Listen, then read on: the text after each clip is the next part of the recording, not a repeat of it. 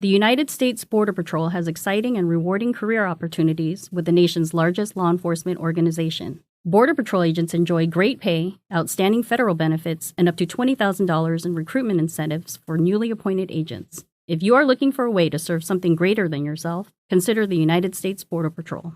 Learn more online at cbp.gov/careers/USBP. That's cbp.gov/careers/USBP. I need new music. Discover new music now.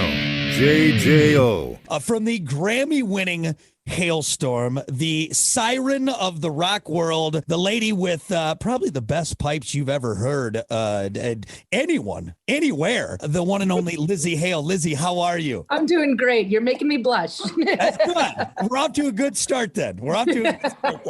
If I start making you turn green, then the interview has gone south and we need to change where we're going. It's a color-coded interview.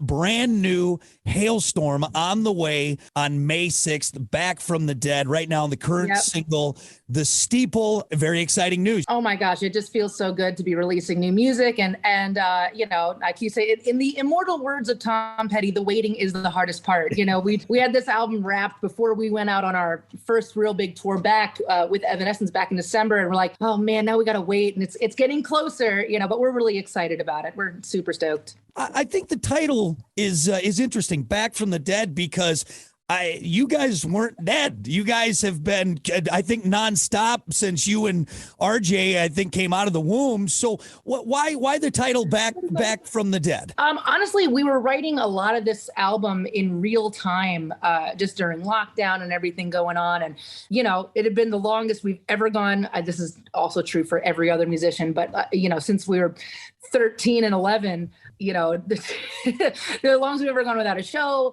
longest we've ever gone without hanging out with each other. It just felt like, you know, we were kind of just at time just kind of stood still. So we kind of had to fight to get on the other side of that. So this album is obviously it's full of debauchery. There is that survival idea, because now that we're, you know, everything is getting back and rolling again and we're back doing shows, it really does feel like this return and almost like, all right, we made it through, we're here, you know, and everything just sounds better and feels better, and the community is amazing. So just really wanted to kind of come out swinging and triumphant after everything we've all gone through the past couple of years. Let's break down this album a little bit. Was there a different approach going into this one? I know you said, yeah, obviously we've all had that downtime, and some interviews I've done as of late, people almost kind of second guessing tracks, maybe reworking on things. How did this album finally come together? I know you said you kind of had it completed, now the waiting part there. Oh yeah, absolutely. You know, there was no real way to do it in any normal way. You know, well, if I take it back to the beginning, there's, you know, a couple months BC before COVID, we had begun doing demos and all of that. And then, you know, as soon as, you know, more bad news, lockdown happened. And we kind of looked at a lot of those demos and said, that it just seems a little like unimportant. So we ended up throwing like all of those early ideas away, and then just kind of writing in real time everything that you were feeling in the moment. But then it was kind of like a relay sport for us, because usually we'd all get together where everybody jams, everybody works out. And so it was almost like, you know, I was here, actually, there's a small studio in this room that I'm sitting next to right now, but either in this room or in my basement, you know, making up demos. And then I would like pass the baton to the guys and to, you know, my guitar player. Then we'd see what the rhythm section thought. And so we were, you know, separate for a long period of time. As it so happened, I was recording all of my vocals, my keeper vocal takes on this album. I was recording them to the demos. And then when we finally got in the studio, all the vocals were already done. So we just ended up building all of our guitar parts and everything around that track, which is different than the way we normally do it. Usually I'm the last person to get in the booth. You know, we build up everything else, the music, and then I'm like, all right, Lzzy, go sing on it. And so it was kind of interesting doing it that way too. Just everything was just a little miscombobulated. And then when we finally got into the studio together and just kind of like bubbled up and had it tight, we were quite irresponsible. We have like a full album's worth of B-sides where we just got together and jammed, because we're like, guys, it was like getting the band back together again. So there's all this excitement. And yeah, we just recorded this album really with this unknown future. Like, well, if we're never allowed to go out and tour again, what are we going to do on here? This is our only outlet. We had to write through it. So So yeah, it's a barn burner of an album, and I'm super proud of it. I think it's one of our most cohesive, but also it definitely takes you on a little bit of an action movie ride. So I can't wait for you guys to hear it. It's like a swan song, even though you guys aren't done. Maybe could we look at it that way? Yeah, pretty much. Yeah. We're just gonna go balls to the wall, let them land where it may, and then we'll be fine. We'll be fine. Exactly. Everything's on 11. You mentioned too, whether you have the studio where you're at right now, or maybe in your basement. Do you write or think or play differently when you're in maybe a different setting, maybe as opposed to, all right, we're in the studio, we got 3 weeks, let's do this? Is it a different mindset, a more relaxed, a more deep or dark brooding? How does that work for you? It is, for me anyway, personally, and there is some darkness to this album because of that. It does. It gets a little darker because you're not necessarily putting anything on, even subconsciously when people are around, and there's no other opinions. So you kind of have to trust yourself, which is really hard to do, actually. But you can also go down any rabbit hole that you really want because it's just up to you. So silver linings, with making that record, it did become a very personal record for me because of all of that. But the beautiful thing about that, and I always tell this to songwriters, we always have this discussion, whereas when you're writing from a selfish point of view and it's just you and you, it in turn, after you record the songs and you put it out there, it becomes almost more universal by being more personal, by having that core, because what you realize is that whatever you were going through, there are millions of other people that were going through the same thing. So it just becomes more anthemic. But yeah, it's definitely different because when we're out on tour and if I'm in like the back of the tour bus or something with my guitar, it's different because people are coming in and out and there's it's like you don't have a whole lot of privacy. And so, yeah, when you're alone with your own head, it can get a little strange.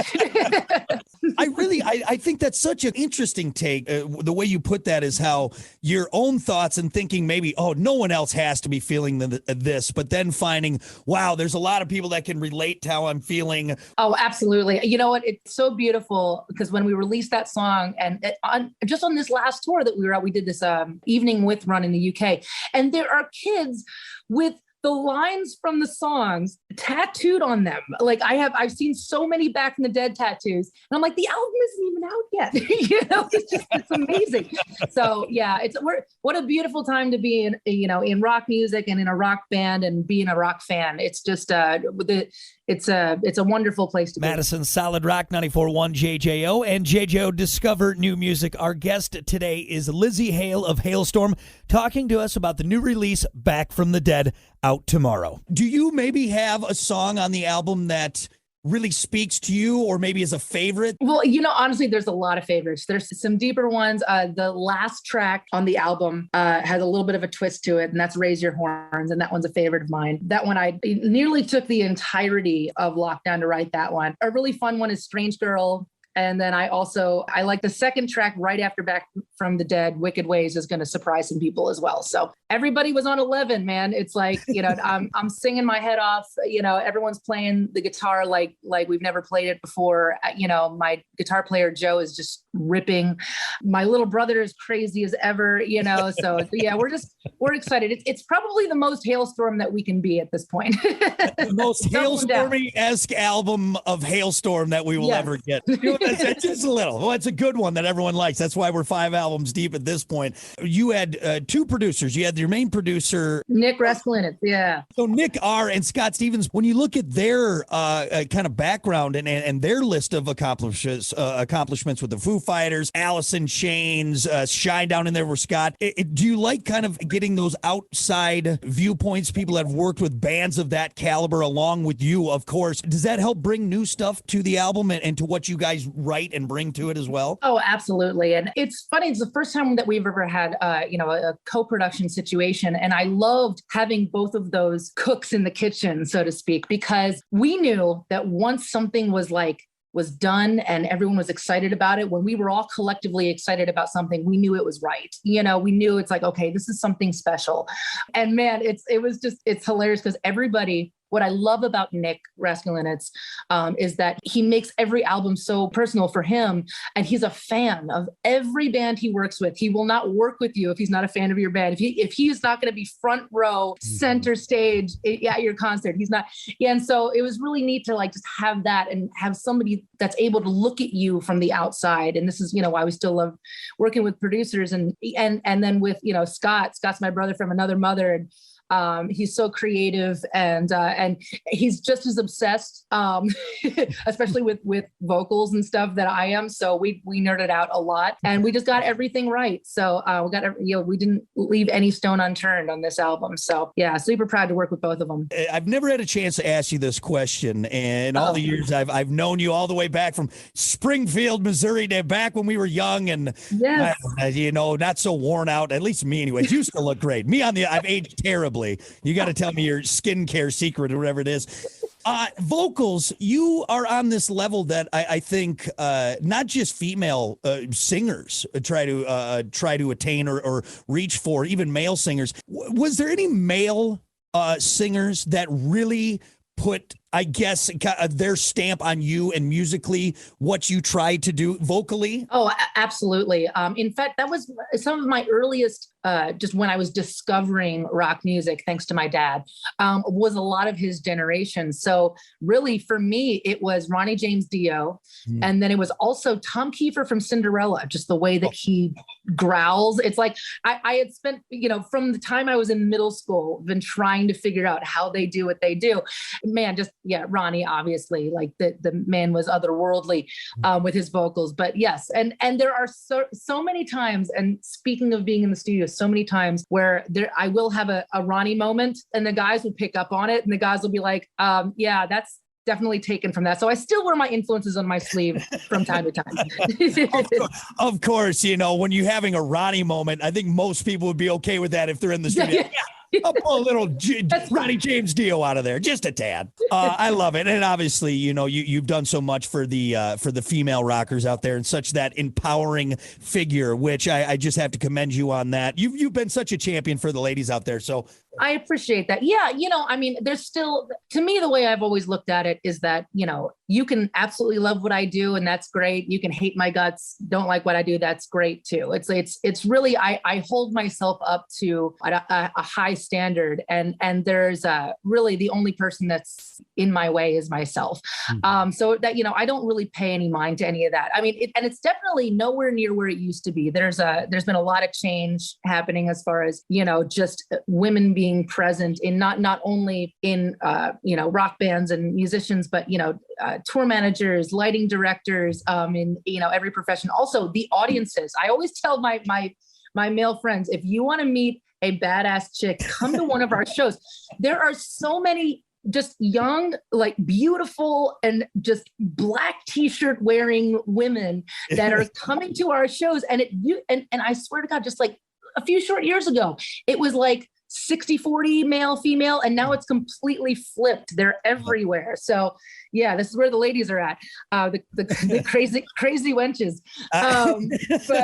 But yeah, and it's so wonderful to be in a position, because I know the ones that influenced me and that made the bridge to my dream just a little shorter. It's so great to be on that other side right now and be able to look at some of these girls in the eye and be like, hey, I'm doing this, so it's not impossible for you to do. You can do whatever the hell you want. So it's a beautiful place to be. Again, May 6th, the album drops. Woo! Back from the Dead. You can hear the steeple on JJO, whatever. We're going to play every single song is getting on air. That's what we're going to do, top to bottom. I appreciate that. I might hold you to that. I will come down there and sit next to you, taking you hostage. I'll tell you, I've had worse things happen to me, Lzzy. I really have. So. That's awesome. It's a date. We love Madison. We love you guys so much. Thank you so much for being a part of our family for so many years and not forgetting all about us even when the world goes upside down. I really appreciate it. So again, ladies and gentlemen, May 6th, mark it down, Back from the Dead, hitting the digital store, wherever you got it, go get it. And you're going to love it. And we are super excited for new music from Halestorm in 2022. Okay. Rapid fire with Lzzy Hale. And there's no wrong answers. No wrong emotions. You just, whatever you want to go with, that's fine. All right. So let's start off something easy. Double neck or single neck guitar? Oh, Damn it, that's hard. I'm going to go single neck because if I have back problems, it's because of my double neck. That's hauling that thing around. Disco or techno? Oh my gosh. Okay, you're gonna hate me for this. I'm gonna have to go disco. Sorry. You're going disco. I'm going disco. Bee Gees all the way. Chili dog or corn dog? Oh, chili dog. Chili dog. Onions on that or no? Do you avoid the onions? No, I like onions. I'm weird. There you go. Not good for when you got to get those singing going. You got those onion. That's true. Would you rather see Bigfoot or El Chupacabra? Oh man, I grew up with Harry and the Hendersons, so I'm gonna go Bigfoot. Bigfoot, as long as he's nice, like the I Bigfoot, know, like Harry. Would you rather take one punch from Mike Tyson or 100 punches from the Where's the Beef Lady? Oh man, 100 punches from Where's the Beef Lady? Let's go for it. Yeah. Right? Like, one, it's a story. You'll survive. And two, it's a story. It's a story. Yeah. And I'd probably be laughing too hard. Yeah. Feel Where's the the pain. beef? Where's the beef? Wait, just cause for 100 punches. I love it. Thank you for humoring me. You are the best. And that has been Rapid Fire with Lzzy Hale. And of course, once again, May 6th, mark it down, Back from the Dead, out from Halestorm. You guys are going to love it. And then I'm sure you guys will be all over on stages and in everyone's ears for many years to come. And more Grammys on the way, too, I'm sure. Let's mark that down as well. Yeah. Yeah. You're very sweet. Yeah. We'll stick that out there in the universe. No, you are delightful as always. Thank you so much for having me. Discover new music now on the homepage of WJJO.com, in the JJO app, or wherever you get your podcasts.